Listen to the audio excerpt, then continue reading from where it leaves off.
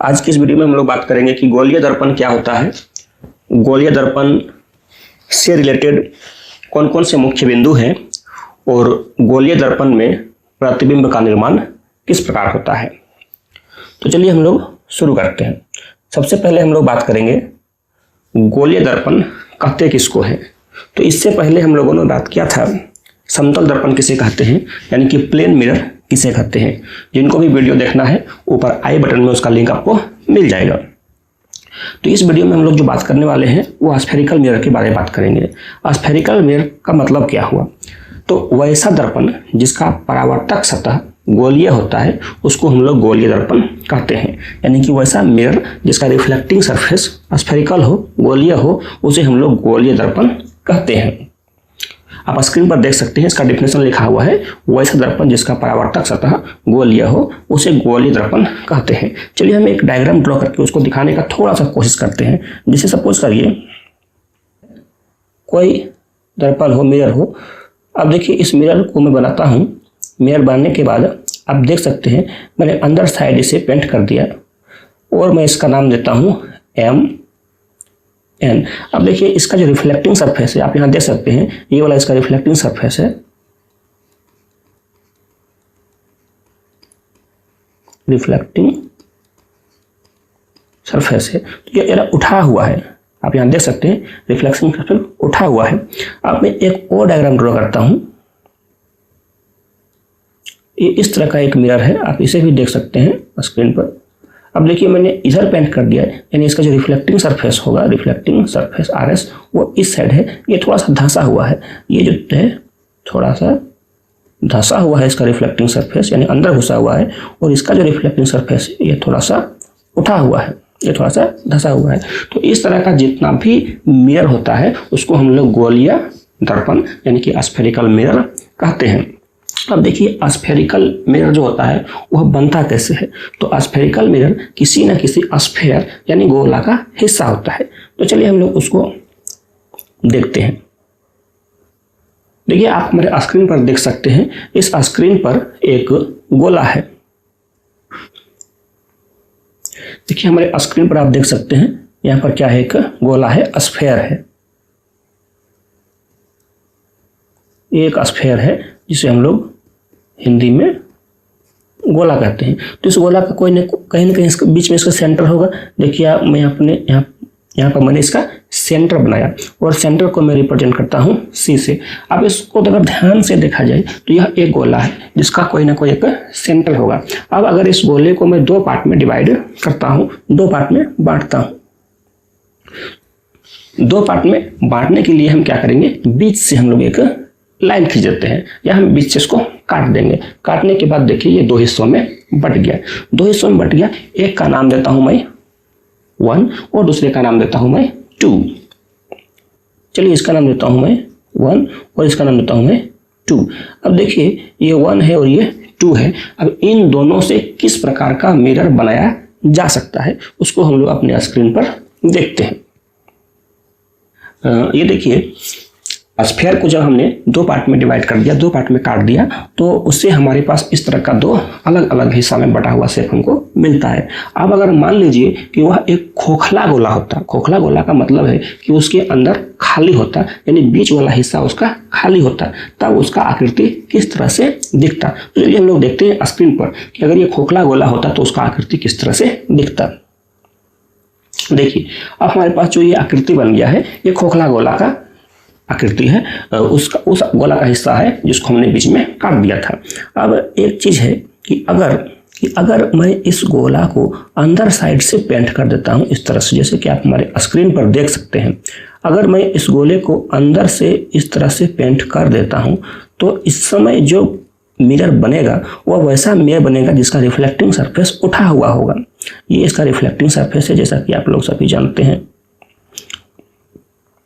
ये इसका reflecting surface है जैसा कि आप सभी जानते हैं। इसको हम लोग हिंदी में परावर्तक सतह भी कहते हैं, परावर्तक सतह, या इसी को हम लोग कहते हैं रिफ्लेक्टिंग सरफेस। उसी प्रकार से अगर आप यहाँ पर देखिए इस मिरर में यानी कि 2 नंबर, अगर मैं इसे इस साइड पेंट कर देता हूँ, यानी कि बाहर साइड में इसे पेंट कर देता हूँ, सिल्वर पेंट होता है इसमें कोई भी मिरर में, अगर मैं इसे बाहर साइड पेंट कर देता हूँ, इस तरह से आप डायग्राम में देख सकते हैं, तो यहाँ पर क्या होगा, इसका जो रिफ्लेक्टिंग सरफेस होगा वो ये अंदर साइड रिफ्लेक्टिंग सरफेस होगा, बाहर साइड रिफ्लेक्टिंग सरफेस नहीं होगा। और इसमें क्या था, बाहर साइड इसका रिफ्लेक्टिंग सरफेस है, अंदर साइड इसका रिफ्लेक्टिंग सरफेस नहीं है। तो यहाँ पर देखिए 2 तरह का मिरर बना है, एक वैसा मिरर जिसका रिफ्लेक्टिंग सरफेस जो है वह उठा हुआ है, और एक ऐसा मिरर जिसका रिफ्लेक्टिंग सरफेस अंदर की ओर धंसा हुआ है, यानी एक जो है हमारा उठा हुआ है और एक जो है धंसा हुआ है। तो जो दर्पण बीच में उठा हुआ होता है उसे हम लोग उत्तल दर्पण कहते हैं, उत्तल दर्पण कहते हैं। और जो दर्पण बीच में धंसा होता है, यानी जिसका रिफ्लेक्टिंग सरफेस धंसा हुआ होता है बीच में, उसे हम लोग अवतल दर्पण कहते हैं। तो यहां से हमारे पास 2 डेफिनेशन मिला। कौन कौन डेफिनेशन मिला? पहला मिला हमारा वैसा दर्पण जिसका परावर्तक सतह उठा हुआ हो उसे उत्तल दर्पण कहते हैं, और दूसरा मिला हमारा वैसा दर्पण जिसका परावर्तक सतह धंसा हुआ हो उसे अवतल दर्पण कहते हैं। इस तरह से हम लोगों ने उत्तल दर्पण और अवतल दर्पण दोनों दर्पण का जो डिफिनेशन है, जो परिभाषा है, वो हम लोगों ने जान लिया। चलिए हम लोग अब आगे बढ़ते हैं और इसमें दर्पण में कौन कौन सा ऐसा मुख्य चीज है जिसे हमें जानने की आवश्यकता है उसके बारे में समझते हैं। देखिए, जब हम लोग दर्पण को पढ़ते हैं, दर्पण को समझते हैं, तो कुछ ऐसी चीजें हैं जिनके बारे में हमें जान लेना बहुत ही आवश्यक है, और वो दर्पण को समझने में हमें बहुत सहायता करते हैं। वो कौन कौन सा बिंदु है? तो सबसे पहला जो बिंदु है वो है हमारा पोल, यानी कि ध्रुव। दर्पण का ये सबसे इंपॉर्टेंट बिंदु है, ध्रुव। उसके बाद दूसरा जो चीज हमें जानने की आवश्यकता है वो है हमारा सेंटर ऑफ कर्वेचर, यानी कि हिंदी में कहते हैं उसके वक्रता केंद्र। तीसरा चीज हमें जानना है प्रिंसिपल एक्सिस, मुख्य अक्ष। उसके बाद है अपर्चर, यानी कि द्वारक, फोकस, फोकल लेंथ, फोकस दूरी जिसे कहते हैं, और इमेज, यानी कि हम लोग उसको कहते हैं प्रतिबिंब। तो इन सारे चीजों को जानने के लिए चलिए हम लोग अपने स्क्रीन पर आते हैं और एक एक करके सारे चीजों को विस्तार से समझते हैं। ये देखिए, आप स्क्रीन पर देख सकते हैं हमारे पास 2 तरह का मिरर है। देखिए, जो फर्स्ट मिरर है उसे मैं अंदर साइड से पेंट कर देता हूं।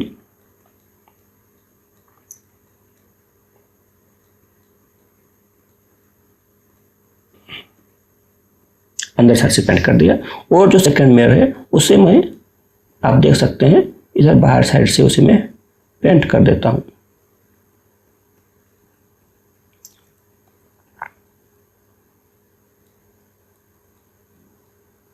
बाहर साइड से पेंट कर दिया। अब मैं इनका नेमिंग करता हूं, इन्हें मैं नाम देता हूं। चलिए, मिरर का नाम दिया मैंने MN। आप मैंने स्क्रीन पर देख सकते हैं जो पहला जो मिरर है जिसको मैंने अंदर साइड से पेंट किया है, यानी उसका रिफ्लेक्टिंग सरफेस उठा हुआ है, उसे हम लोग उत्तल दर्पण या कॉन्वेक्स मिरर कहते हैं। और जो दूसरा मिरर आप स्क्रीन पर देख रहे हैं जिसका रिफ्लेक्टिंग सरफेस अंदर की तरफ धंसा हुआ है, उसे हम लोग कॉन्केव मिरर या अवतल दर्पण कहते हैं। तो जैसा कि आप सभी जानते हैं, हम लोग 2-4 मिनट पहले उसका चर्चा किए थे कि कोई भी मिरर जो होता है, कोई भी दर्पण जो होता है, वो किसी न किसी गोले का हिस्सा होता है, किसी न किसी स्फीयर का हिस्सा होता है। तो उस स्फीयर का कोई ना कोई सेंटर होगा, उस स्फीयर का जो सेंटर होता है उसे ही हम लोग इस मिरर का सेंटर ऑफ कर्वेचर कहते हैं। जैसा कि आप स्क्रीन पर देख सकते हैं, यहाँ एक पॉइंट है, उसका नाम है C। आप सभी देख सकते हैं, देखिए यहाँ पर एक पॉइंट है, उसका नाम है C। पॉइंट को चूंकि बहुत छोटा होता है पॉइंट, लेकिन मैं इसे विजिबल होने के लिए, अच्छा से दिखने के लिए थोड़ा सा बड़ा बनाया हूँ। तो ये जो पॉइंट है ये क्या है, अगर मैं इस मिरर को कंप्लीट गोल करता, क्योंकि आप सभी जानते हैं कि मिरर जो है वह स्फीयर का ही एक पार्ट है, अगर मैं इसे पूरा गोल कर देता तो ये उसका सेंटर हो जाता। उस प्रकार अगर मैं यहाँ भी इसको पूरा गोल कर देता तो ये उसका सेंटर हो जाता। तो ये जो सेंटर है जिसको हम लोग C से रिप्रेजेंट किया है, ये उस गोला का सेंटर है, और उस गोला का जो सेंटर है उसी गोला को काट करके मिरर बनाया गया है। इसका मतलब मिरर के लिए भी यह सेंटर है, तो मिरर के लिए इसे हम लोग सेंटर ऑफ कर्वेचर कहते हैं, यानी हिंदी में कहते हैं वक्रता केंद्र। इसका मतलब हम बोल सकते हैं कि दर्पण जिस गोले का भाग होता है उस गोले के केंद्र को उस दर्पण का वक्रता केंद्र कहते हैं, और इसे हम लोग दिखाते हैं C से। ये जो दर्पण होता है उसका रिफ्लेक्टिंग सरफेस का जो मिडिल पार्ट है, जैसे अगर आप यहाँ पर देखेंगे स्क्रीन में आप देख सकते हैं, अगर मैं इस पूरे डायग्राम को अगर यहाँ से मैं देखता हूँ, यहाँ से करके ऐसे करके यहाँ, तो ये लगभग इसका मिडिल पार्ट हमारा होता है। यहाँ पे देखिए अगर मैं दिखाता हूँ तो ये उसका लगभग मिडिल पार्ट होता है। इस जगह पर अप्रोक्सीमेटली इस जगह पर उसका मिडिल पार्ट है, यहाँ पर उसका देखिए मिडिल पार्ट है यानी कि मध्य बिंदु है। तो किसी भी दर्पण का जो परावर्तक सत्ता है उसका जो मध्य बिंदु है, उसका जो मिडिल पार्ट है, उसी को हम लोग पोल कहते हैं, ध्रुव कहते हैं, और उसको हम लोग दिखाते हैं P से। तो हम लोगों ने दो चीज देखा, एक सेंटर ऑफ कर्वेचर यानी वक्रता केंद्र, और दूसरा हम लोगों ने देखा पोल यानी कि ध्रुव।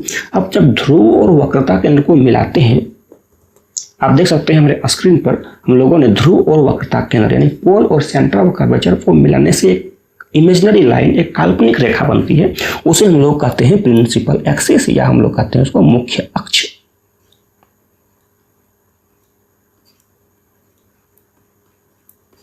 या इसी को हम लोग कहते हैं प्रिंसिपल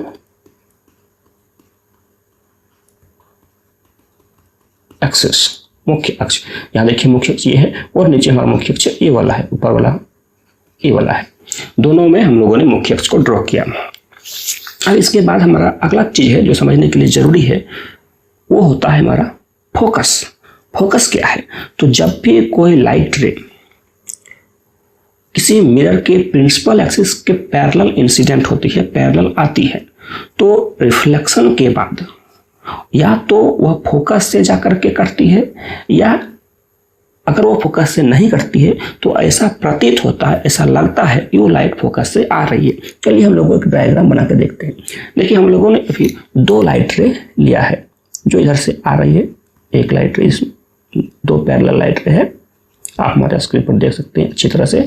ये दोनों parallel light ray principal axis के पैरेलल है और इंसिडेंट हो जाकर के मिरर यानी कि दर्पण में। अब क्या होगा? इसका परावर्तन होगा। अब देखिए परावर्तन कैसे हो रहा है।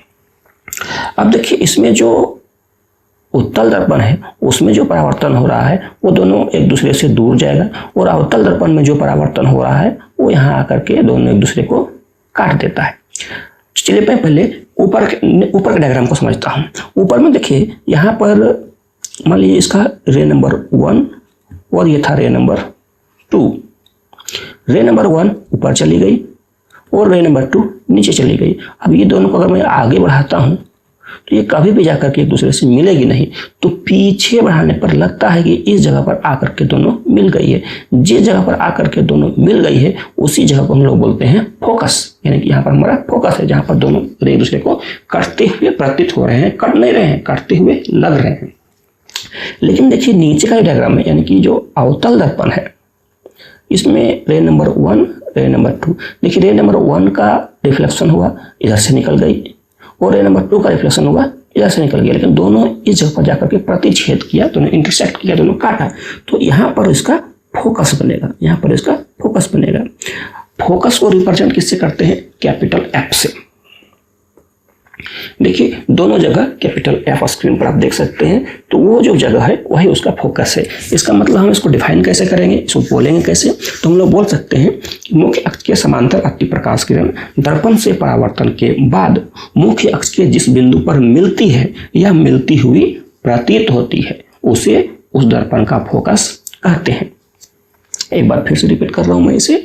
मुख्य अक्ष के समांतर अति प्रकाश किरण दर्पण से परावर्तन के बाद मुख्य अक्ष के जिस बिंदु पर मिलती है या मिलती हुई प्रतीत होती है उसे उस दर्पण का मुख्य फोकस या फोकस कहते हैं।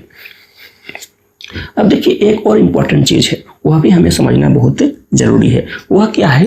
पोल और फोकस के बीच का डिस्टेंस।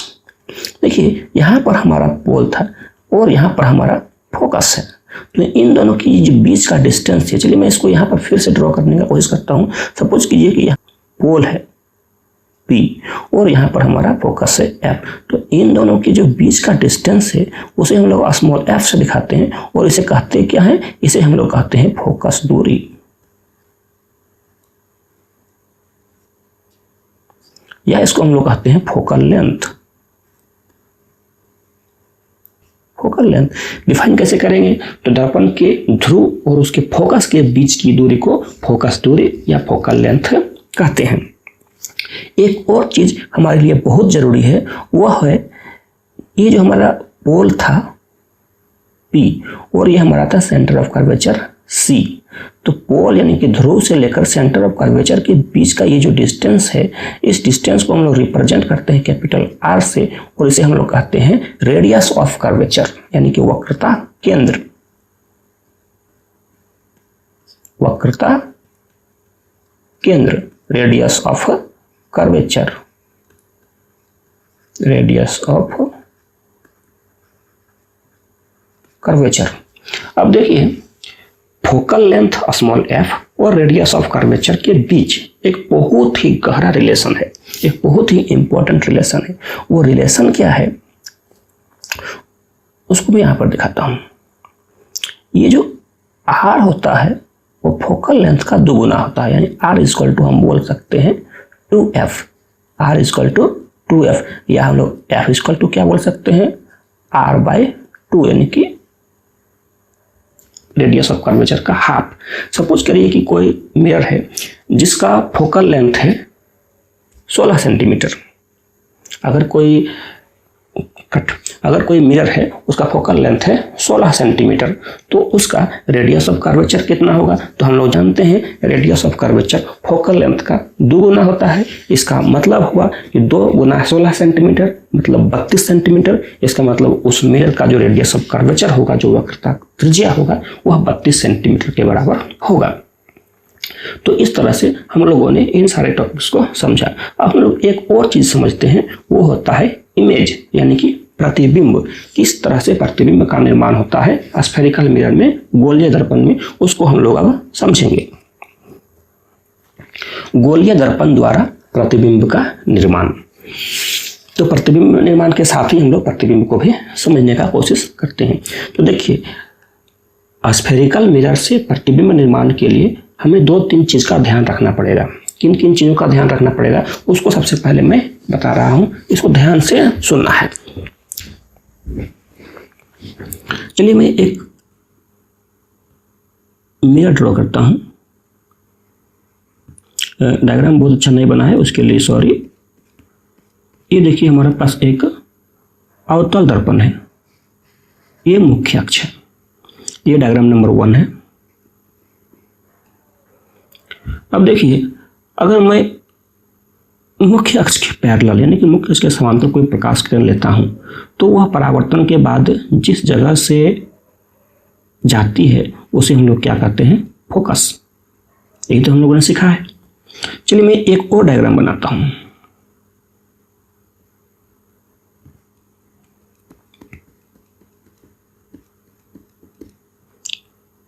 और ये इसका मुख्य अक्ष है। मैं डायग्राम इस तरह से बना रहा हूं, एक लाइट रे है जो फोकस से आ रही है। तो फोकस से जो भी लाइट रे आएगी वह इस दर्पण से परावर्तन के बाद मुख्य अक्ष के समांतर हो जाएगी। रे नंबर 2 था, डायग्राम नंबर 2। तो पहला डायग्राम में हम लोगों ने क्या सीखा कि अगर कोई लाइट रे मुख्य अक्ष के समांतर होगी, मुख्य अक्ष के समांतर, तो परावर्तन के बाद वो कहां से मुड़ेगी?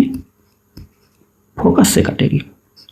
और दूसरा कि अगर कोई लाइट रे फोकस से आ रही हो तो परावर्तन के बाद क्या होगा? वह मुख्य अक्ष के समांतर हो जाएगा। मुख्य अक्ष के समांतर। ये 2 चीज हमें बहुत ही इंपॉर्टेंट है, जिसका ध्यान रखना है कि अगर कोई प्रकाश किरण मुख्य अक्ष के समांतर आएगा तो परावर्तन के बाद फोकस से कटेगा, और अगर कोई प्रकाश किरण फोकस से आएगा तो परावर्तन के बाद मुख्य अक्ष के समांतर हो जाएगा। लेकिन एक और चीज है जो इन दोनों से भी ज्यादा इंपॉर्टेंट है, वो क्या है? चलिए मैं फिर से एक और डायग्राम बनाता हूं। ये देखिए हमारे पास एक और डायग्राम बन गया। ये इसका मुख्य अक्ष है, ये इसका पोल है। अब देखिए अगर कोई प्रकाश किरण किसी दर्पण के वक्रता केंद्र से आ रही हो, सी यहां पर F, अगर वक्रता केंद्र से होकर आ रही हो तो उसमें किसी प्रकार का कोई भी विक्षेपण डेविएशन नहीं होता है, वो जिस रास्ता से आती है उसी रास्ता से वापस चली जाती है। ये डायग्राम नंबर 3 था। इसका मतलब ये हुआ कि अगर कोई प्रकाश किरण वक्रता केंद्र से आएगी तो वापस भी वो कहां से चल जाएगी, वक्रता केंद्र से ही वो वापस जाएगी। ऐसा क्यों होता है, इसके पीछे क्या कारण है, तो उस कारण को हम समझने का कोशिश करते हैं। वो बहुत जरूरी चीज है। वो कारण क्या है, हम लोग जानते हैं प्रकाश के परावर्तन का नियम, ये आपतन कोण और परावर्तन कोण आपस में बराबर होते हैं। तो एक चीज देखिए, अगर मैं एक डायग्राम ड्रॉ करता हूं, एक समतल दर्पण चलिए मैं मान लेता हूं, और एक प्रकाश किरण है जो इस समतल दर्पण के लंबवत आपतित होती है। तो अगर ये लंबवत आपतित होती है तो इसमें आपतन कोण 0 डिग्री है, और आपतन कोण 0 डिग्री है तो परावर्तन कोण भी 0 डिग्री होगा। तो जैसे वो आई है वैसे वापस चली जाएगी। तो यहाँ पर हमने क्या देखा, ये प्रकाश जो था इस दर्पण पर लंब था, यानी कि इस प्रकाश किरण और इस दर्पण के बीच जो एंगल बन रहा था वह 90 डिग्री का बन रहा था। लेकिन यहाँ तो वैसा नहीं है। क्या मैं सही हूँ? जी नहीं, यहाँ पर भी वैसा ही है। देखिए, एक छोटा सा चीज है कि अगर कोई वृत्त हो, कोई सर्कल हो और उसका ये सेंटर हो, बीच में उसका सेंटर है, तो कोई भी प्रकाश, कोई भी लाइन अगर उसके सेंटर से गुजरता है तो वह उसके सरफेस पर परपेंडिकुलर जरूर होगा, जरूर होगा। इसका मतलब ये जो लाइट रे है, अगर मैं इसे पूरा गोला बना देता हूँ और ये इसके सेंटर से गुजरता है, इसका मतलब जरूर ये इस पॉइंट पर परपेंडिकुलर होगा। तो परपेंडिकुलर जैसे इंसिडेंट होता है, आपतित होता है, वैसे वापस चल जाता है। इसी कारण से जो प्रकाश किरण जो प्रकाश किरण वक्रता केंद्र से गुजरती है उसमें किसी प्रकार का डेविएशन, विक्षेपण नहीं होता है। वह जैसे जाती है वैसे वापस चली जाती है। तो चलिए हम लोग आगे देखते हैं। देखिए, हमारे स्क्रीन पर आप देख सकते हैं, यह एक दर्पण है। यह कौन सा दर्पण है, कौन सा दर्पण है, ये समझने के लिए हमें पहले पेंट करना होगा। चलिए मैं इसे इस साइड पेंट कर देता हूं। जैसे मैं इसे बैक साइड में पेंट कर दिया, यह जो मिरर बना, यह जो दर्पण बना, वो कौन सा दर्पण बना, बिल्कुल सही, यह कॉनकेव मिरर बना, यानी यह अवतल दर्पण बना, अवतल दर्पण बना, जिसको हम लोग कॉनकेव मिरर कहते हैं। अब देखिए, यहाँ पर इसका पोल हो गया, ये पोल है, ये इसका फोकस है, और ये इसका सेंटर ऑफ कर्वेचर यानी कि वक्रता केंद्र यहाँ पर है, यहाँ पर इसका फोकस है, आप देख सकते हैं डायग्राम पर। अब देखिए, कोई ऑब्जेक्ट है, चलिए मैं इस ऑब्जेक्ट का कुछ नाम देता हूँ, नाम दे सकता हूँ, मैं कुछ भी नाम दे सकता हूँ। चलिए मैं नाम देता हूँ ए बी। अब देखिए, प्रतिबिंब निर्माण के लिए कम से कम 2 प्रकाश किरण हम जरूर लेंगे। आप 2 से ज़्यादा भी ले सकते हैं, किसी किसी किताब में 3 भी लिया जाता है, लेकिन जितनी ज़्यादा लाइट रे होगी फिगर बनाने में उतना दिक्कत होगा, उतना वो गंदा दिखेगा।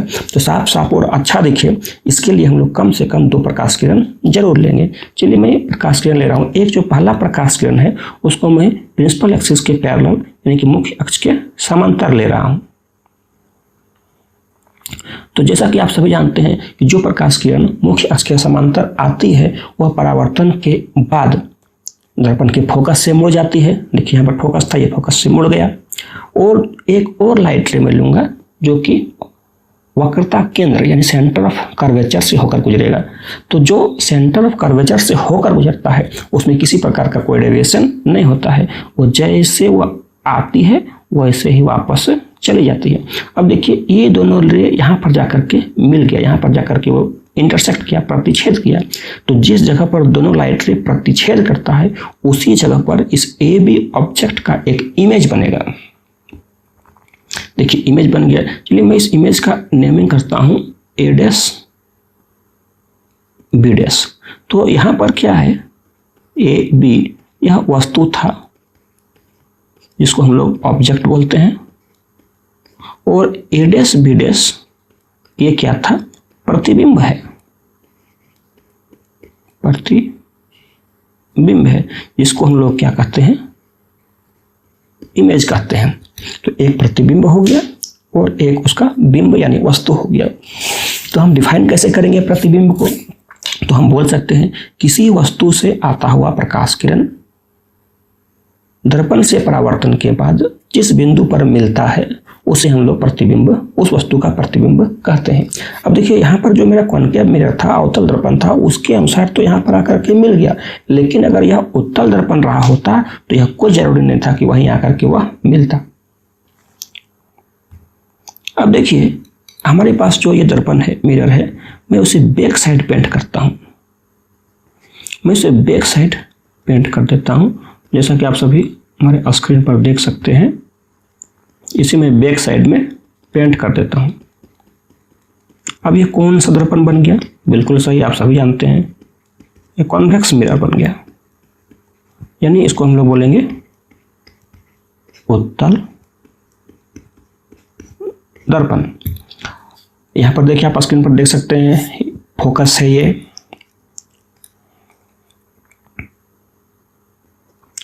सॉरी ये पोल है, ये फोकस है, ये सेंटर ऑफ कर्वेचर है, यानी कि वक्रता केंद्र है। अब देखिए यहाँ पे एक ऑब्जेक्ट है, इसका भी मैं नेमिंग करता हूँ ए बी। तो ए वस्तु ए बी है, वहाँ से भी मैं दो प्रकाश किरण लूँगा इमेज बनाने के लिए। चलिए पहला प्रकाश किरण मैंने ले लिया। अब इसका क्या होगा? रिफ्लेक्शन होगा। देखिए रिफ्लेक्शन होकर चला गया। चलिए मैं दूसरा प्रकाश किरण लेता हूं जो कि सेंटर ऑफ कर्वेचर यानी वक्रता केंद्र से होकर जाएगी। तो सेंटर ऑफ कर्वेचर से जो प्रकाश किरण जाती है वो उसी तरह से वापस भी चली आती है। अब क्या है, इन दोनों को अगर मैं आगे बढ़ाता हूं तो कहीं तो ये मिलेगा नहीं, तो मैं क्या करूंगा, इसे पीछे की ओर बढ़ाऊंगा। तो पीछे बढ़ाने पर देखिए इस जगह पर दोनों लाइट रे इंटरसेक्ट कर रही है, प्रतिच्छेद कर रही है, यहीं पर उसका इमेज बनेगा। किसका? ए बी का। आप देख सकते हैं स्क्रीन पर। चलिए मैं इस इमेज को नेमिंग करता हूं ए डैश और बी डैश। तो इस तरह से क्या हुआ, ऑब्जेक्ट हमारा यहाँ पर क्या है, ए बी है, ये क्या है, ऑब्जेक्ट है, यानी कि बिंब है, वस्तु है, और ये जो ए डैश बी डैश है ये क्या है, उसका इमेज है, प्रतिबिंब है। तो इस तरह से कॉन्वेक्स मिरर यानी कि उत्तल दर्पण में प्रतिबिंब का निर्माण होता है। अब देखिए उत्तल दर्पण में जो प्रतिबिंब का निर्माण होता है उसकी कुछ विशेषताएं हैं, कुछ प्रॉपर्टीज हैं, विशेषताएं हैं।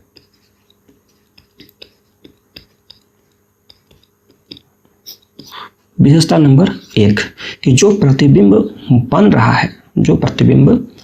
है एक्चुअल में वो नहीं बन रहा है, वह काल्पनिक है। वह कैसा है? काल्पनिक है, वर्चुअल जिसको हम लोग बोल सकते हैं, वो वर्चुअल है। क्यों वर्चुअल है? क्योंकि एग्जैक्ट में तो यहाँ लाइट जो है वो इंटरसेक्ट कर ही नहीं रही है, प्रतिच्छेद कर ही नहीं रही है, उसको तो हमने डॉट डॉट से मिलाया है। इसका मतलब इसे हम स्क्रीन पर, पर्दा पर प्राप्त नहीं कर सकते हैं। दूसरा जो प्रॉपर्टी है वो ये प्रॉपर्टी है कि इमेज का जो साइज है वो ऑब्जेक्ट से छोटा है, प्रतिबिंब का जो साइज है वो बिंब से छोटा है।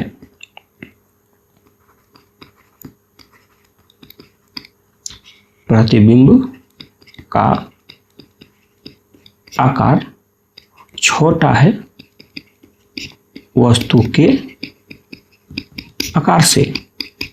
और जो तीसरा प्रॉपर्टी है वो ये है कि प्रतिबिंब फोकस और ध्रुव के बीच बन रहा है, यानी प्रतिबिंब जो बन रहा है वह ध्रुव और फोकस के बीच बन रहा है। तो ये तीन विशेषता है उत्तल दर्पण से बने प्रतिबिंब की। पहली विशेषता, जो भी प्रतिबिंब बनेगा वो काल्पनिक बनेगा, और काल्पनिक प्रतिबिंब जितना भी होगा वो सब का सब सीधा होगा।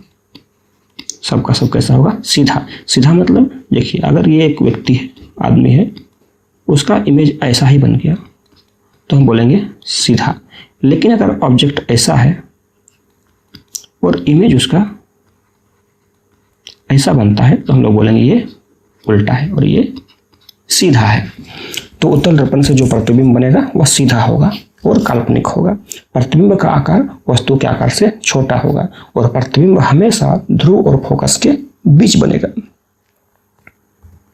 अब देखिए, अलग अलग जगह पर अगर वस्तु को रखते हैं तो उसका प्रतिबिंब भी अलग अलग जगह पर बनेगा और उन सारे प्रतिबिंब की विशेषताएं भी अलग अलग होगी। जैसे अगर मैं वस्तु को, चलिए मैं एक डायग्राम बनाने का कोशिश करता हूँ। ये वस्तु की स्थिति है और ये प्रतिबिंब की स्थिति है। प्रतिबिंब की स्थिति, अगर वस्तु को रखते हैं फोकस पर तो प्रतिबिंब बनेगा अनंत पर। ये जो मैं बता रहा हूं ये सारा अवतल दर्पण के लिए है।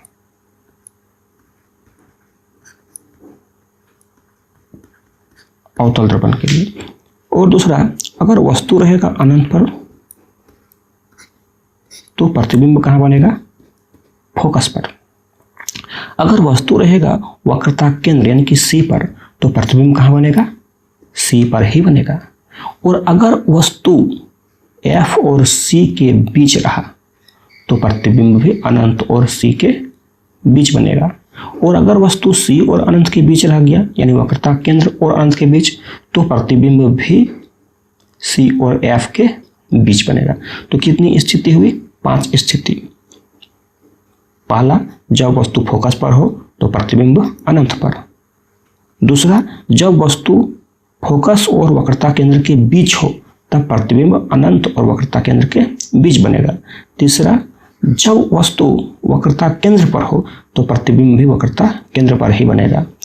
चौथा, जब वस्तु वक्रता केंद्र और अनंत के बीच हो तब प्रतिबिंब वक्रता केंद्र और फोकस के बीच बनेगा। और पांचवा, अगर वस्तु अनंत पर हो तो प्रतिबिंब कहाँ बनेगा? फोकस पर। इन पांचों के अलावा एक और स्थिति होता है जो इन सबसे इंपॉर्टेंट है। वह स्थिति क्या है? जब वस्तु पोल यानी कि ध्रुव और एफ यानी फोकस के बीच हो तो प्रतिबिंब कहाँ बनता है? तब प्रतिबिंब दर्पण से पीछे बनेगा। दर्पण के पीछे बनेगा। अब देखिए, इन सब में 1 से लेकर के 5 तक का जो स्थिति है, 1 से लेकर के 5 तक का जो स्थिति है, इन सारे में इमेज जो बनेगा वह वास्तविक बनेगा।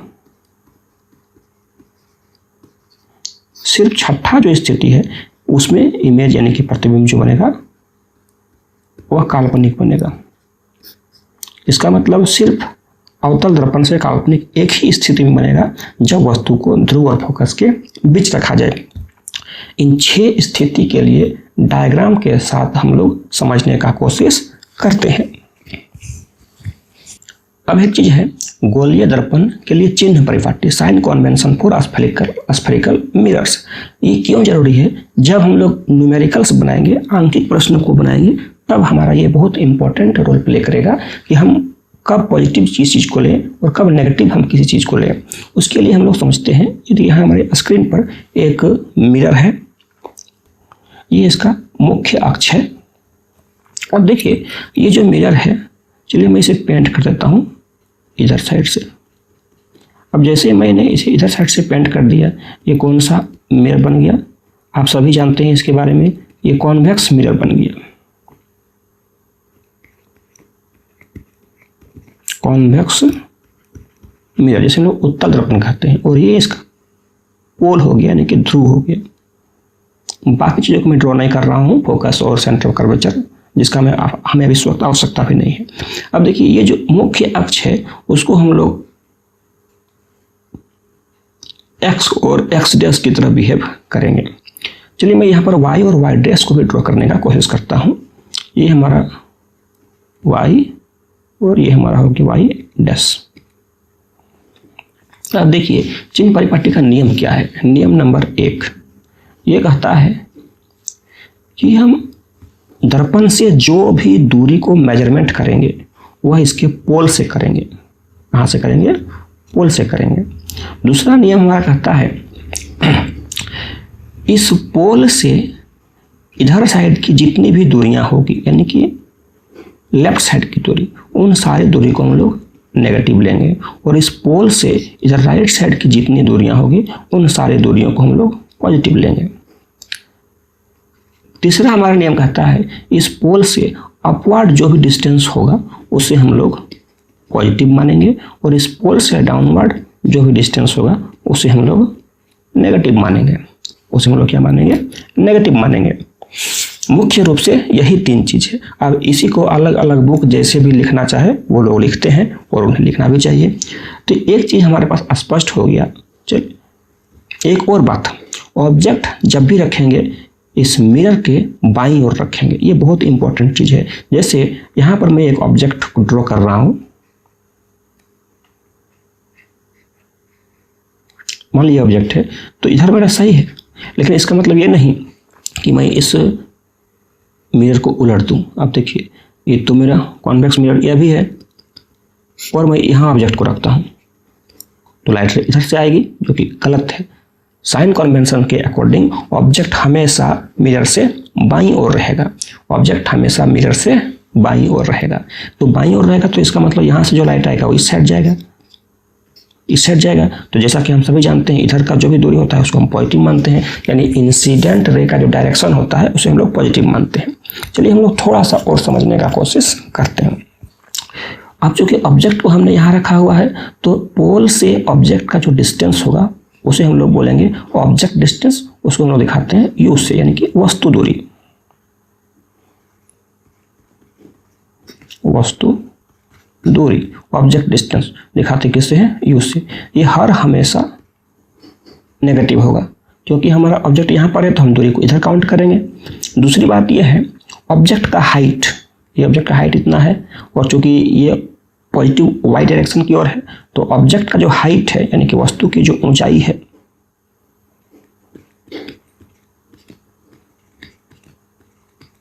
उसे हम हमेशा पॉजिटिव लेंगे। बाकी प्रतिबिंब दूरी, फोकस दूरी यह जगह जगह के अनुसार चेंज होता रहेगा। उत्तल दर्पण के लिए फोकस दूरी को पॉजिटिव लेंगे, अवतल दर्पण के लिए फोकस दूरी को नेगेटिव लेंगे। प्रतिबिंब जहां बनेगा उसके अनुसार हम लोग उसकी दूरी को पॉजिटिव या नेगेटिव लेंगे। तो इस तरह से गोलीय दर्पण के लिए चिन्ह परिपाटी का जो मुख्य नियम था वो इतना ही है। अब देखिए एक इंपॉर्टेंट चीज है वो है मिरर फॉर्मूला, यानी कि दर्पण सूत्र। तो कोई भी दर्पण हो उसमें मुख्य रूप से इतना चीज तो अवश्य होगा। कौन कौन सा चीज होगा? वस्तु दूरी, वस्तु होगा तो वस्तु दूरी भी होगा। अगर प्रतिबिंब होगा तो प्रतिबिंब दूरी भी होगा और फोकस होगा तो फोकस दूरी भी होगा। फोकस दूरी, वस्तु दूरी को दिखाते हैं हम लोग यू से, प्रतिबिंब दूरी को दिखाते हैं V से और फोकस दूरी को दिखाते हैं F से।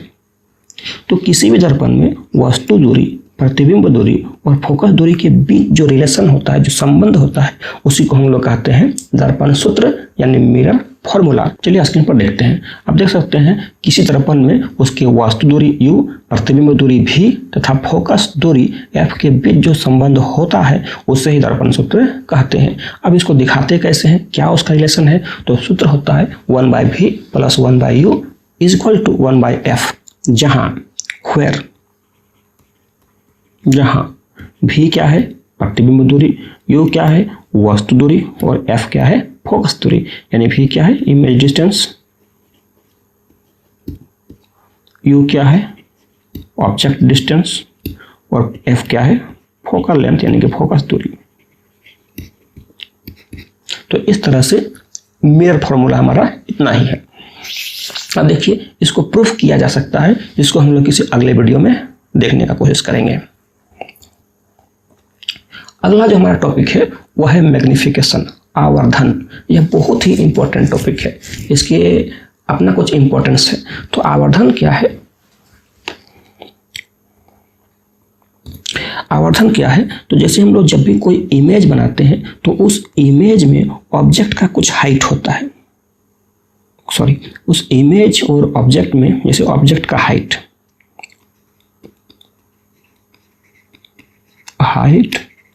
ऑफ द ऑब्जेक्ट, वस्तु की ऊंचाई। चलिए मैं इसे रिप्रेजेंट करता हूं H से, और हाइट ऑफ द इमेज,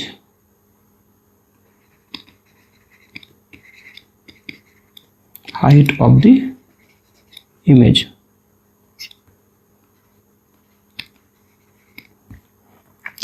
चलिए मैं दिखाता हूँ एच डैश से। तो इन दोनों के बीच भी एक रिलेशन होता है। तो मैग्नीफिकेशन को हम लोग दिखाते हैं एम से, और मैग्नीफिकेशन इक्वल टू होता है एच डैश बाई एच। इसका मतलब ये हुआ कि मैग्नीफिकेशन जो है एक रेशियो है, एक अनुपात है। एक क्या है? अनुपात है, रेशियो है। इसलिए मैग्नीफिकेशन का कोई भी यूनिट नहीं होता है, यूनिट नहीं होता क्योंकि सेम चीज का रेशियो है।